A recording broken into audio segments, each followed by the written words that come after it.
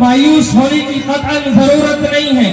اللہ نے قرآن کریم کے اندر صاف صاف یہ اعلان کر دیا، قل یا عبادی الذین اسرفوا علی انفسہم لا تقنطوا من رحمت اللہ، کہ میرے وہ بندے جنہوں نے اپنی جانوں پر ظلم کر لیا ہے مایوس نہ ہو، اللہ کی رحمت سے مایوس نہیں ہونا چاہیے۔ وہ آئے میرے دربار میں، اللہ ہمارا انتظار کر رہا ہے کہ میرے بھٹکے ہوئے بندے جو راہ سے بھٹک گئے ہیں وہ آئے تو صحیح، میں انہیں معاف کرنے کے لیے تیار ہوں۔ میرے عزیزو، آپ اللہ کے دربار میں اپنے ہاتھوں کو اٹھاؤ تو صحیح، آنسو بہاؤ تو صحیح، رب تمہاری پکار کو سننے کے لیے تیار بیٹھا ہے۔ یقین جانیے ایسے بے شمار واقعات ہیں کہ جنہوں نے اللہ کے سامنے اپنی زندگی کو تبدیل کرنے کے لیے آنسو بہائے، رب سے فریاد کی تو اللہ نے ان کی زندگیوں میں انقلاب پیدا کیا۔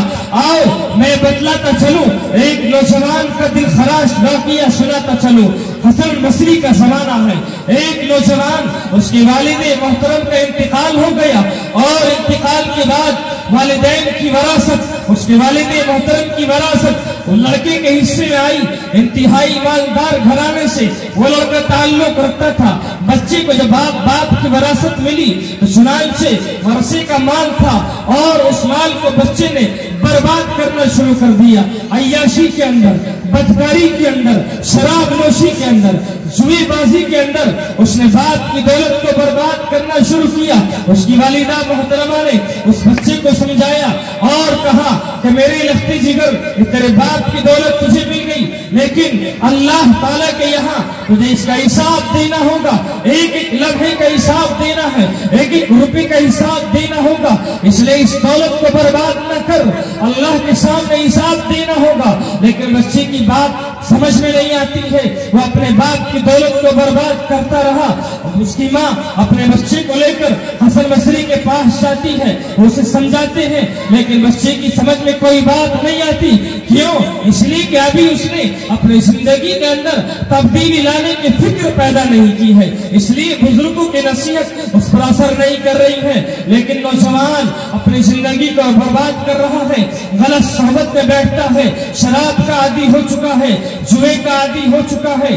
ایک دن وہ آیا کہ نوجوان کی طبیعت بگڑ جاتی ہے اور چارپائی پر لیٹ جاتا ہے، اور اسے یہ محسوس ہونے لگتا ہے کہ شاید یہ تیرا آخری وقت آ چکا ہے، موت اس کے سر پر منڈلا رہی ہے۔ اور نوجوان اپنی والدہ محترمہ کو بلاتا ہے اور یہ کہتا ہے کہ میری امی جان، مجھے یہ محسوس ہو رہا ہے شاید یہ دنیا میں چھوڑ کر جا رہا ہوں، لیکن میری امی جان میرا کیا ہوگا؟ ساری زندگی اللہ کی نافرمانیاں کی۔ تب ماں کہتی ہے بیٹا آج اگر تو توبہ کر لے اور اب بھی اللہ کے سامنے معافی مانگ لے تو رب معاف کر دے گا۔ تو بچہ مایوس ہو جاتا ہے اور یہ کہتا ہے کہ کیسے اللہ معاف کر سکتا ہے؟ ساری زندگی تو اللہ کی نافرمانی میں گزاری ہے، میں نے نمازیں نہیں پڑھی، میں نے روزے نہیں رکھے، ہر لمحے اللہ کی نافرمانی کرتا رہا۔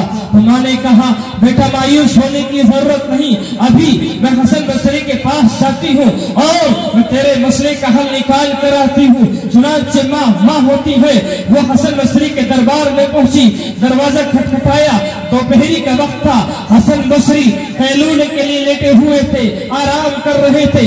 اندر سے آواز آتی ہے کون؟ کہاں آپ کی شاگردہ، کیوں آئی ہو؟ کہنے لگی کہ میرا بچہ شاید اس کا آخری وقت ہے، آپ چلیے اور بچے کو توبہ کرا دیجئے۔ میرے عزیزو، جب ماں یہ پیغام لے کر حسن بصری کے پاس جا رہی تھی تو بچے نے یہ بھی وصیت کی تھی کہ امی جان ایک بات سنتی چلی جائیں کہ جب اگر آپ میرے پاس آئیں اور آنے سے پہلے میرا انتقال ہو جائے تو میری نماز جنازہ حسن بصری سے پڑھوانا، اور دوسری وصیت یہ ہے کہ مجھے مردوں کے قبرستان میں تدفین مت کرنا، مجھے دفن مت کرنا۔ کیوں؟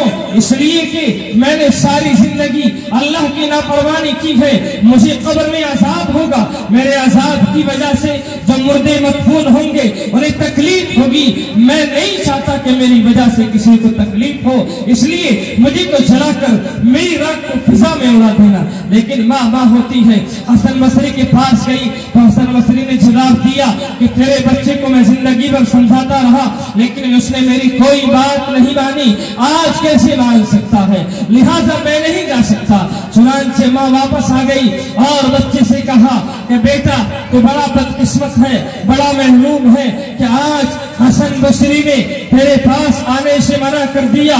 तो बच्चे ने जब ये जवाब सुना तो मायूस नहीं हुआ, मायूसी दिल से निकल गई और फौरन अल्लाह की तरफ मुतवज्जे हुआ और कहा या रब्बा, आज हसन बसरी का दरबार तो मेरे लिए बंद हो चुका है, लेकिन तेरा दरबार मेरे लिए बंद नहीं हुआ। मैंने सारी जिंदगी तेरी नाफरमानी की है। ये कलिमात निकाल ही रहा था कि उसकी रूह परवाज हो जाती है, अपने हकीकी मालिक से जा मिलता है। उसके दफनाने की, उसके कफनाने की तैयारी शुरू हो जाती है। थोड़ी देर के बाद हसन बसरी उसके घर आ जाते हैं। माँ कहती है कि हसन बसरी, आपने तो अभी आने से मना कर दिया था, किस चीज ने मजबूर किया कि आप यहाँ आ गए? तो हसन बसरी का जवाब सुनिए। कहा कि जब मैंने तुझे वापस कर दिया था तो मुझे ख्वाब में मेरे रब की ज़ियारत हुई, मुझे आवाज आई कि हसन बसरी, तुम हमारे इतने बड़े वली कब से हो गए कि तुमने आज एक वली की नमाज जनाजा पढ़ाने से मना कर दिया। मैं समझ गया कि तेरे इस लफ्ते जिगर की अल्लाह को कोई अदा पसंद आ गई कि अल्लाह ने उसकी तौबा को कबूल कर लिया। तो मेरे अजीजों, अल्लाह की रहमत से कभी मायूस नहीं होना चाहिए। जितनी जिंदगी में हमने गुनाह कर लिए हो, अल्लाह के दरबार में माफी मांगे, शर्मिंदा हो, आइंदा अहद करें कि कोई गुनाह नहीं करेंगे। इंशाअल्लाह अल्लाह आज माफ करने के लिए तैयार है।